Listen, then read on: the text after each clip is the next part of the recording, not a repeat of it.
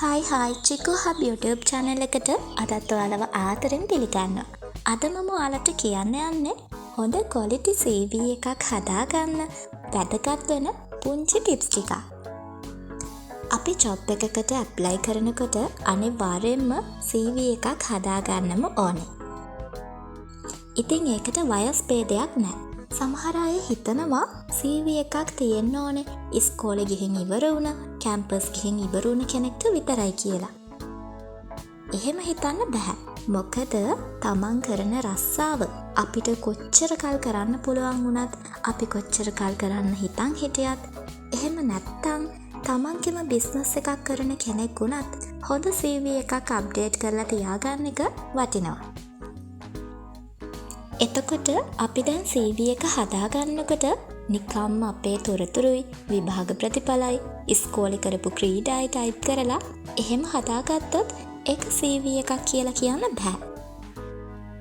quality CV එකක් හදාගන්න එකෙන් තමන්ගේ ප්‍රොෆෙෂනල් එක ගැන සෑහෙන දේවල් කියවෙනවා.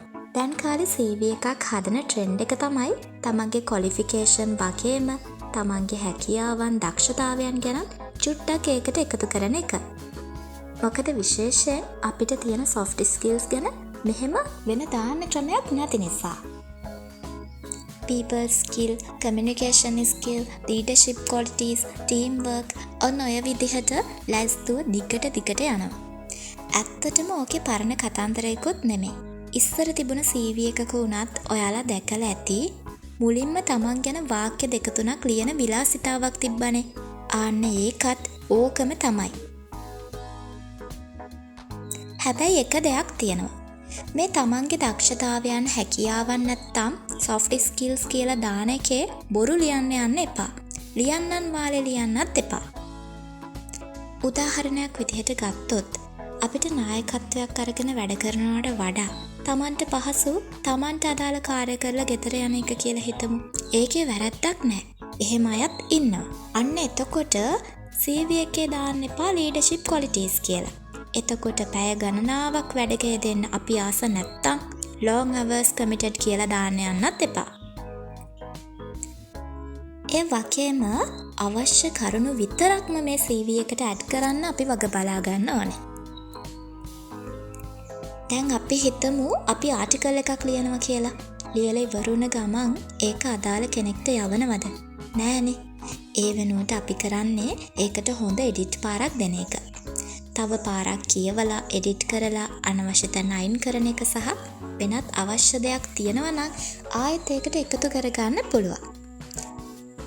CV එකක් හදනකොටත් අන්න ඒ වගේ. මුලින්ම ලියන්න ඕනේ ඔක්කොම ඇතුළත් කරලා. ඊට පස්සේ අනවශ්‍ය කැලි ටික කපලා කොටලා එඩිට් කරන එක කරන්නම ඕනේ දෙයක්. මොකද ගොඩක් වෙලාවට අපේ CV එකක අනවශ්‍ය දේවල් 90%ක්ම තියෙන්න ඉඩ තියෙනවා. ඔන්න ඒකටත් මම උදාහරණයක් කියන්නම්කෝ. අපි CV එකක් හදන්නේ අපේ 3 වෙනි ජොබ් එකට. එතකොට අපි ඉස්කෝලේ කාලේ කරපු ක්‍රීඩා ඒවා අදාළ වෙන්න පුළුවන්. අපි පළවෙනි සහ දෙවෙනි ජොබ් විදිහට ක්‍රීඩා අදාළ වෙන්නේ නැති ඒවා කරලා තුන්වෙනි ජොබ් එක විදිහට ක්‍රීඩා හැකියාවන් අදාළ වෙන ජොබ් එකක් කරනවා නම් විතරක්. එහෙම නැත්තම් මොකටද ඉස්කෝලේ නෙට්බෝල් ගහපු හැටි CV එකේ දාන්නේ? ඔය CV එකක් කියන්නේ කෙල්ලෙක්ගෙන් එන ලියුමක් නෙමෙයිනේ. පැයක් අරගෙන සම්පූර්ණයෙන්ම උඩ යටට දෙපාරක් කියවන්න. අන්න ඒ නිසා CV එකක් මුලින්ම හැදුවට පස්සේ අවශ්‍ය දේවල් විතරක් තියලා අනිත් ඒවා අයින් කරන්න. quality CV එකක් හදනවා නම් මුලින්ම අපි අවබෝධ කරගන්න ඕනේ දේ තමයි academic සහ professional qualifications කාලවකවානු එකතු කරලා හදන CV එකක්. එහෙම නැත්තම් CV එකකදී අවශ්‍ය ජොබ් එකකට වැදගත් වෙන අපේ හැකියාවන් සහ දක්ෂතාවයන් ඉස්මතු වෙන විදිහට CV එකක් හදන්න පුළුවන්.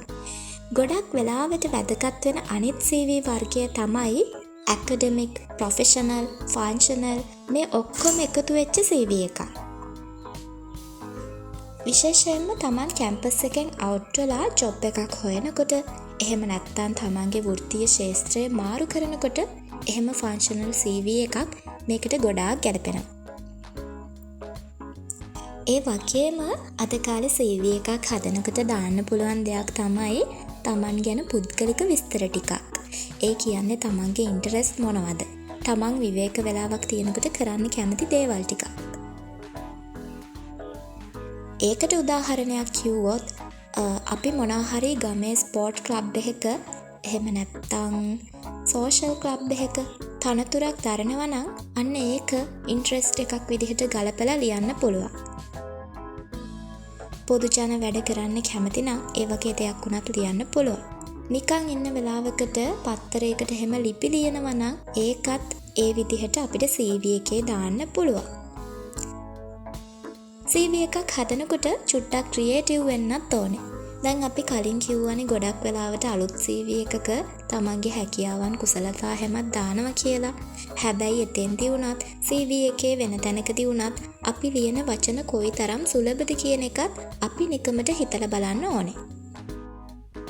උදාහරණයක් විදිහට ගත්තොත් hard working වගේ වචන ඕනෙම CV එකක හොයාගන්න පුළුවන්. හැබැයි අපිට බැරිද ඒ වගේ හරිම සුලභ හැම CV එකකම තියෙන හින්දම මෙලෝ රහක් නැහැ කියලා හිතෙන වචන අතෑරලා වඩාත් නිර්මාණශීලී විදිහට ඒ අදහසම වෙනස් විදිහකට ලබා දෙන්න පුළුවන්.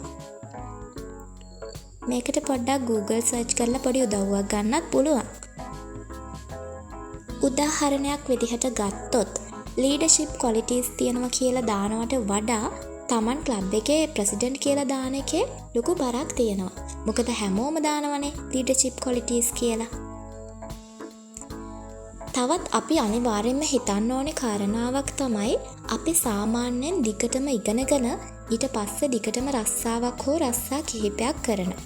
සමහර වෙලාවට ඉගෙන ගන්න අතරෙදිත් රස්සා කරනවා. හැබැයි සමහර වෙලාවට අපේ ජීවිතේ සමහර තැන්වල හිස් තැන් හිඩස් තියෙන්න පුළුවන්.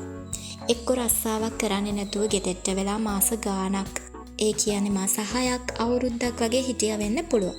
හැබැයි CV එක හදනකොට අන්න එහෙම ගැප් තියෙනවා නම් ඒව ඒකට ඇඩ් කරන්න ඕනේ නැහැ. මොකද එතකොට CV එක බලන මිනිස්සයා හිතන්නේ මෙයා අවුරුද්දක් නිකන් ගෙදර ඉඳලා ඒක මෙයාගේ වෘත්තීය ජීවිතේ මොකක් හරි අවුලක් වෙන්නේ නැති අන්න ඒ වගේ දෙයක් වෙන්න පුළුවන්. ඒක නිසා එහෙම දේවල් CV එකට ඇඩ් කරන්න යන්න එපා. සාමාන්‍යයෙන් අපි CV එකක් හදනකොට references දානවනේ.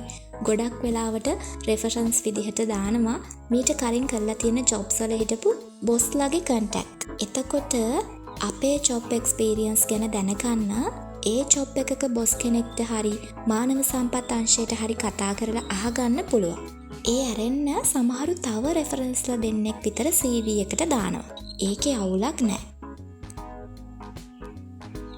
සමහරු දානවා පන්සලේ ලොකු හාමුදුරුවන්ව. ඒක ලොකු අවුලක් නැහැ. පළවෙනි ජොබ් එකට වගේ යනවනම්. ඒ ඇරෙන්න තමන් පන්සලට සම්බන්ධ පොදු කටයුතු හැම කරලා තියෙනවා නම් ඒක කමක් නැහැ. ඒ වගේම මේ තමන් කරන්න යන පළවෙනි ජොබ් එක නම් ඉස්කෝලේ ප්‍රින්සිපල් වෙහෙම දාන එකෙත් ප්‍රශ්නයක් නැහැ. හැබැයි එහෙම නැත්තම් අපි රෙෆරන්ස්ලා විදිහට දාන්න ඕනේ අපිට තියෙන ප්‍රොෆෙෂනල් කැපැසිටි එක ගැන ප්‍රොෆෙෂනල් අදහසක් දෙන්න පුළුවන් කෙනෙක්ව.